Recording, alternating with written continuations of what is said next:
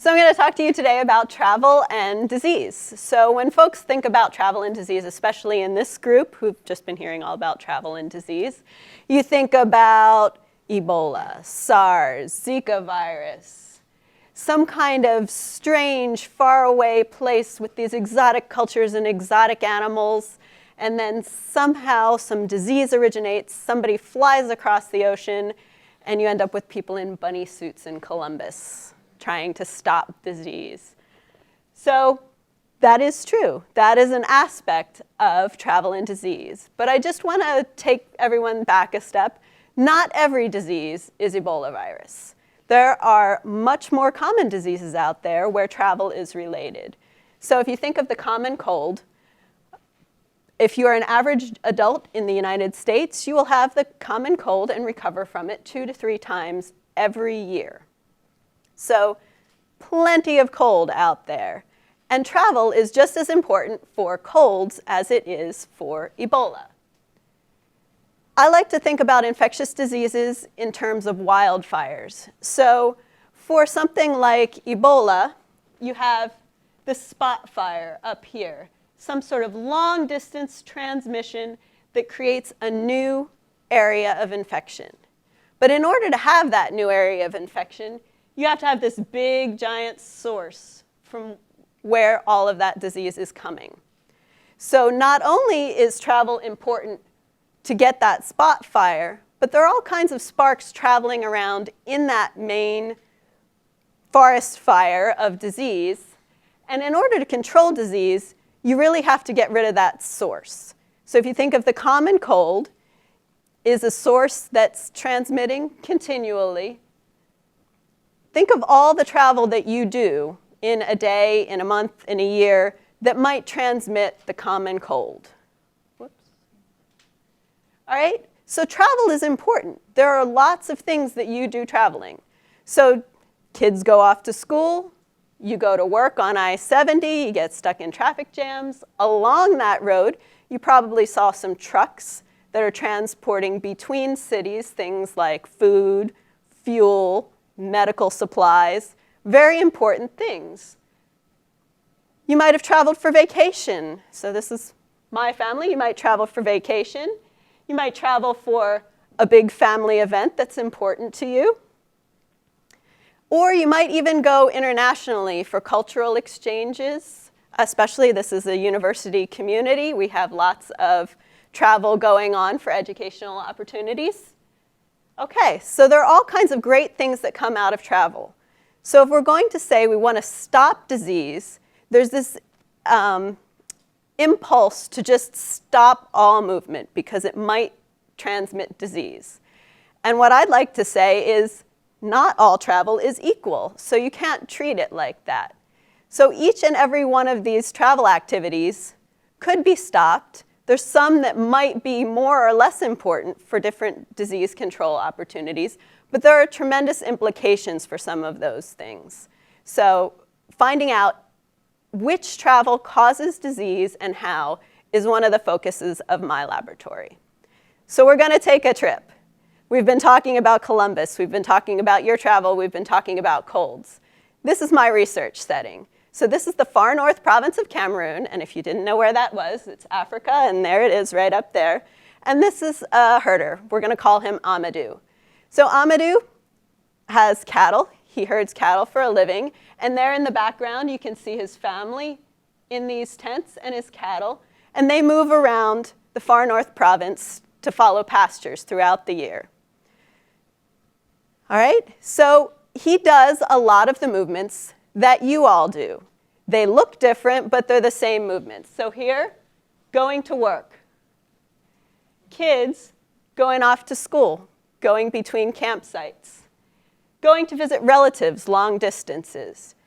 And some of my collaborators have been collecting data on this for about 10 years now of where these herders move and how.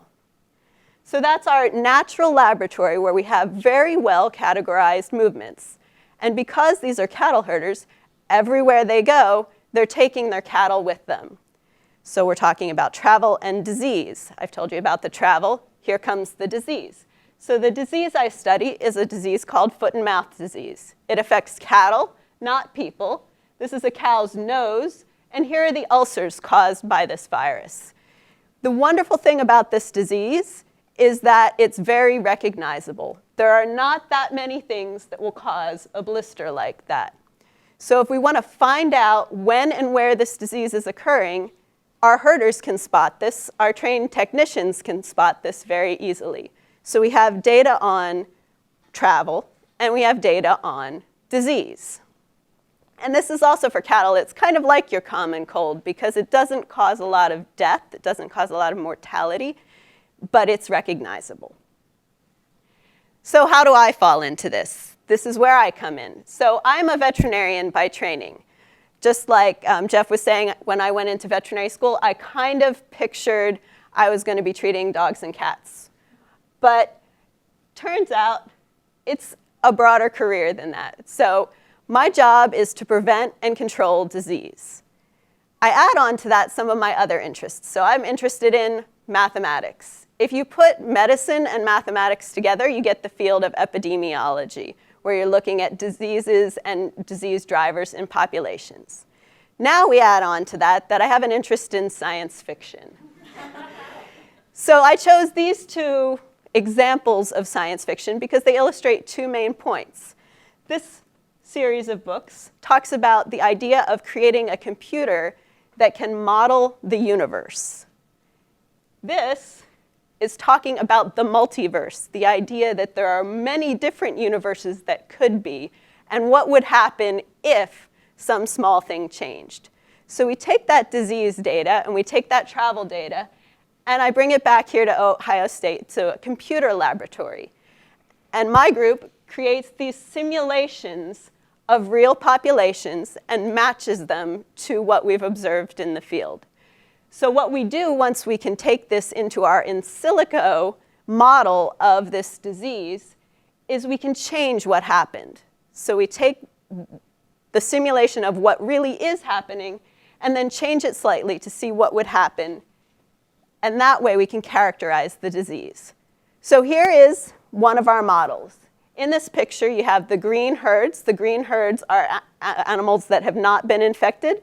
The red herds are currently infected, and the blue herds have recovered from the disease. And you can see the sort of wave of disease passing through the population on this map. So this is what the actual situation looks like with regular movements that happen. If we did something extremely strict and we said, Amadou, you can't move your cattle at all. They've got to stay in one place. You can't visit your relatives. You can't go to new pastures. That would be an incredibly strict change, and that would just change the way of life completely. If we did that, here's what the outbreak would look like. Did you catch it? Okay? So for the majority of people, there's no change in that outbreak. So that would be a change in people's entire way of life with very little result.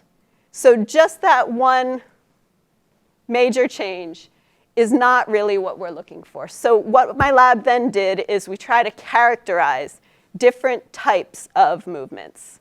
So this is all of the movement data for 1 year, where all of those herders were at any one time. It kind of looks like you threw spaghetti on a map and let it go moldy.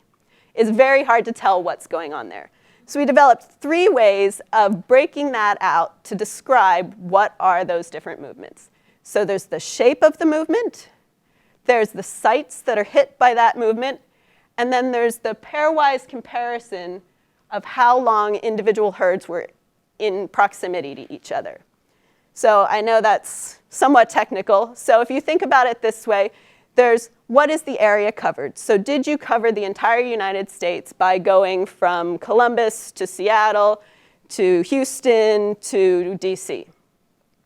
That was the area you covered. Which destinations were hit? So does it matter that you went from Columbus to Seattle versus Columbus to San Francisco to Dallas to Philadelphia instead of Houston and DC? So what are the exact destinations that were hit? And then this is travel buddies. So who did you go with and who did you contact along the way? So 3 separate ways of describing what a travel pattern looks like. So when we take that out, we can talk about individual types of movements. So if you think of it in terms of Amadou, should I go visit my cousin? So it turns out it depends where you are. The vast majority of people and cattle are down in this red region. So the effect in that red region is going to be different than the other regions that we break up. This is a sparsely populated middle region and a kind of intermediately populated, the farthest north region. So these graphs are something that all epidemiologists see all the time, but you may not be used to looking at. But these are amount of disease and over time. So the spikes are outbreaks. In the red region, we included one model where there was a particular movement, like should I visit my cousin, that was excluded, and one model where it was included. So there's one with the movement, one without the movement. In the red region, there's no appreciable difference. And that's why that original model didn't look like there was any difference, because in this highly populated region, that individual movement doesn't really make a difference. In this yellow region, there's a big difference in the size of that outbreak when you include the additional movement. And in this far north yellow region, the outbreak doesn't even occur if you don't have that movement. So it's that one characteristic movement that seems to contribute a lot to disease. On average, it's not contributing that much. But when you break it out, it becomes important. And it's not always intuitive what that movement is. That is not necessarily a movement that's going from here up to here. It might be a very small movement here. It's that idea of the butterfly flaps its wings in Australia and suddenly we have rain in Columbus. It's not always clear how far the ramifications of one movement will be.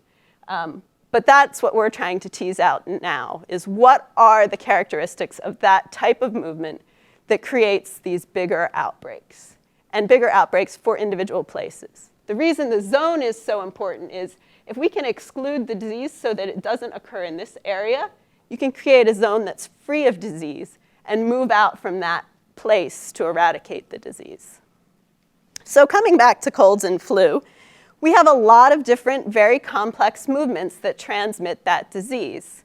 We're hoping that the way that we're characterizing these movements in foot and mouth disease in Cameroon will apply also to situations like flu. So you could think about reducing flu transmission, or not flu, I'm sorry, common cold transmission in the US.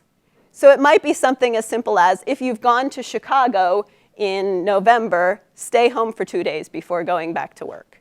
It could be something as simple as that. And not only does it apply to the common cold, it's this idea of getting rid of this big source of infection to prevent new infections.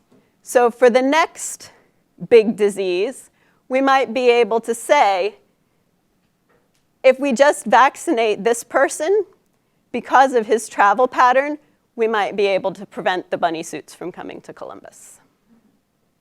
Thank you.